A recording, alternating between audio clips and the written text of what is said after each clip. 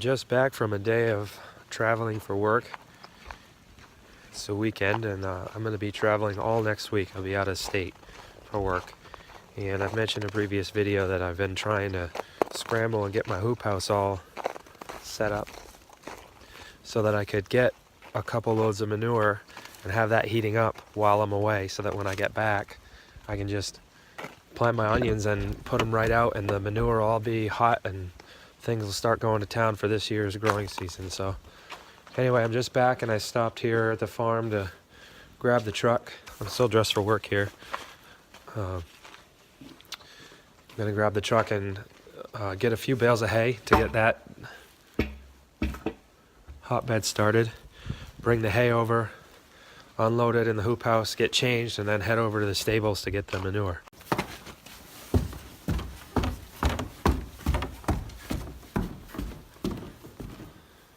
Oh, I just love this old barn. He said it's over here, so grab a few of these bales and head on my way.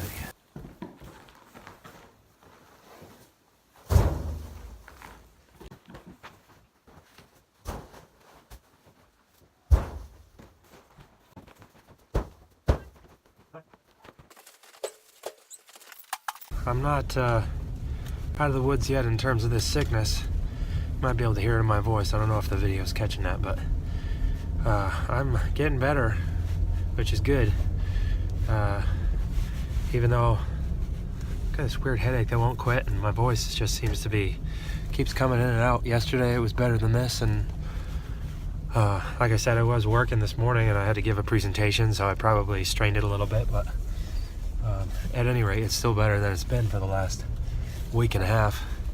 But just throwing this hay down from the loft, feel better than I felt in a couple weeks. Just to be able to throw hay again is pretty remarkable. It's makes you really appreciate when you can't do stuff. It makes you appreciate the rest of the time when you can. So I'm really thankful that I'm getting better at least, and I can get some tasks like this accomplished. I'm really feeling a little bit behind the 8 ball with this work trip coming right around the week that I normally start planting. So I'm going to be planting onions a little later than I normally do, but only 2 or 3 days, so that's not going to make that much of a difference. And this way at least hopefully I'll be getting the manure to heat up while I'm gone, so that's at least productive. Even though I'm not going to be on the homestead, my heat mat will be germinating or heating up at any rate. Delivering this hay is going to be the first test of my new hoop house door, scissor door system. So here's my access to the hoop house. I've got a couple things to worry about when I'm trying to back the truck in here. One is this snowbank. Like I said, I cleared it out. We had about 3 feet of snow here in a bank. The second is this cinder block, which I wasn't able to get out. It's frozen in pretty well. If I really need to, I'll get it out, probably break it with a hammer, but I don't want to hit it with anything, shocks or anything on the truck, so I gotta pay attention to that. I'll stop and get out. And the next thing is this stake. I mentioned I was gonna cut it off, but haven't had a chance to, so we'll see how that goes. I don't want to break it off and have it be jagged at the bottom and run over it with a tire. And then the final thing is the anchor that I put in. It might be a little too high, so I might have to go get a hammer. But we'll see. I might also need to do none of that, which would be pretty awesome. So we'll see. Hopefully I don't get stuck. That would be the ideal situation.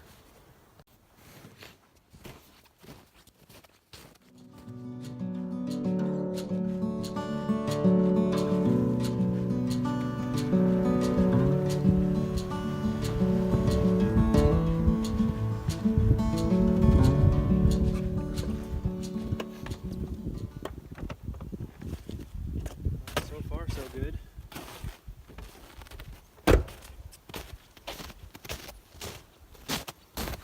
What do you think, Miggy? You're doing pretty good so far. That's something at least.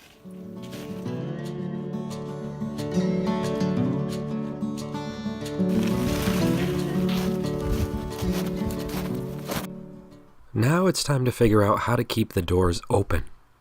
This is something I've contemplated a bit over the past week or so since installing the door frames. I have an idea, which I'll try here, but it's going to be temporary. One thing that is immediately obvious with this design is that I need to frame out the rest of the end hoop on both gables. As the snow melts and falls down the side of the hoop house, the weight concentrates along the bottom. That happens on any hoop house, and is the reason their foundation areas need to be continually cleared in the winter. However, on a traditionally built house, that just means the plastic stretches in between the ribs. Since there's nothing holding the plastic in place on this end, the weight of the snow is pulling the plastic back around the end hoop. And now that I've unscrewed the door frames from the anchors, forcing the doors slowly open.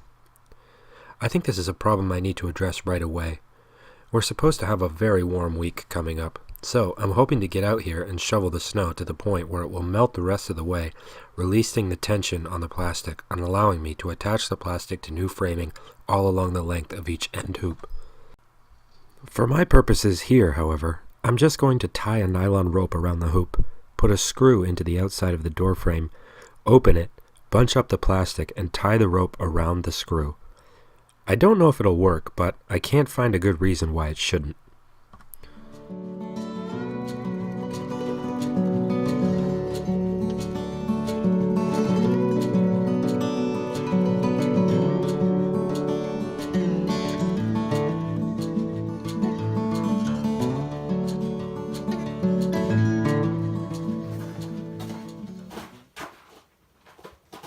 Sweet, that's a vast improvement. My first impression is that this new door system is going to be a real time saver this time every year. If you've watched my other natural heat mat videos, you've likely seen me moving horse manure into a hoop house one wheelbarrow full at a time, because I had to get over a thigh-high board that was the bottom of my door frame on the old model. I enjoyed the work and valued the exercise, but not the time it all took. This way, I'm going to be able to back right into the hoop house and unload. I'm not yet sure how far I'll be able to back in, but it's looking like I might be able to unload right into the hay bale framework with my easy loader. That would be wonderful. So I just happened to get here at the same time as the guy that runs the stable, so he's going to load it for me. That's pretty awesome.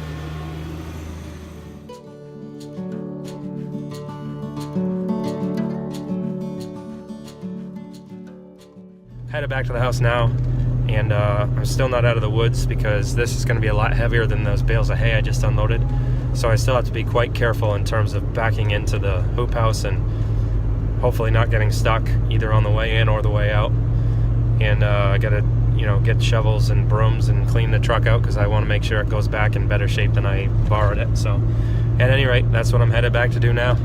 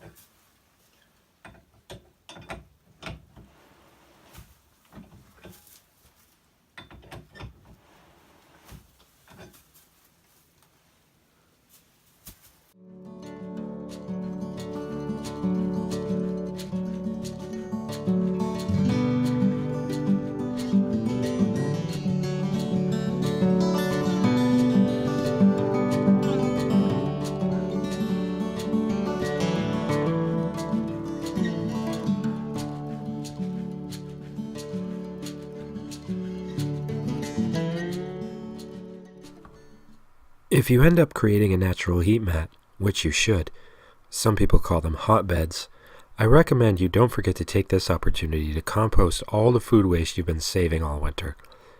I've published another video about this practice, which I learned from Will Bonsall, a legendary Maine farmer and author.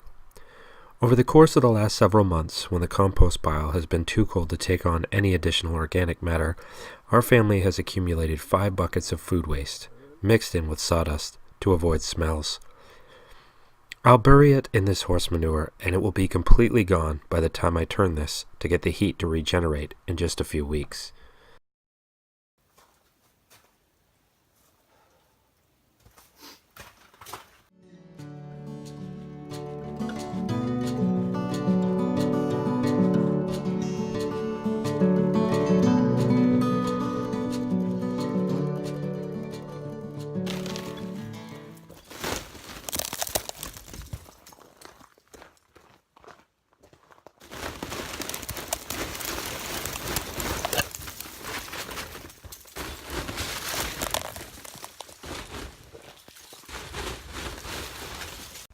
Alright, so here this morning to get another load of manure, which hopefully will do it for me before my trip anyway.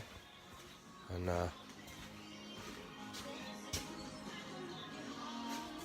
just texted the stable guy, and he says that he's not around, but the key's in the tractor, so awesome.